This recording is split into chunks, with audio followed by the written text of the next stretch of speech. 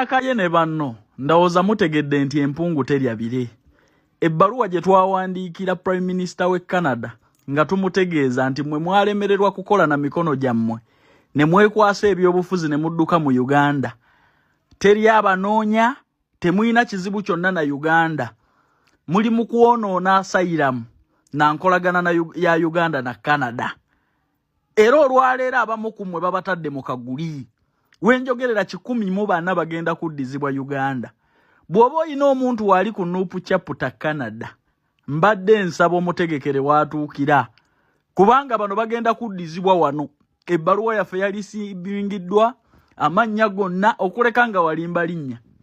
14 temubeerangako bannabyabufuzi, temuyina buzibu na Uganda, Uganda tebanoonyangako, tebagobangako, mwalemererwa kukola. Muli bavubuka abatali bakozi, abayegasse mu kwonoona ekifaananyi kya Uganda n'okukirinnyirira. Uganda tebanoonya, mwadduka byammwe mwekwese mu asayiramu, mwonoona amakulu ga asayiramu y'e Canada egiwa abantu abakyamu, abalemererwa okukola n'emikono gyabwe okuba obulungi. Mu Uganda nga opportunities zonna baazirina.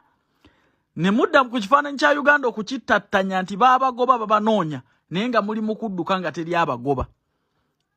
Kati ndowooza akaliro mukafiiringa, ekyo kye bayita Calvin Kayanja. Jjajja Biini Kaye mujja kutegeera nti empungu terya bire. Kubanze nkimanyi ssaawa yonna muli wano, mwe ne bannammwe 14.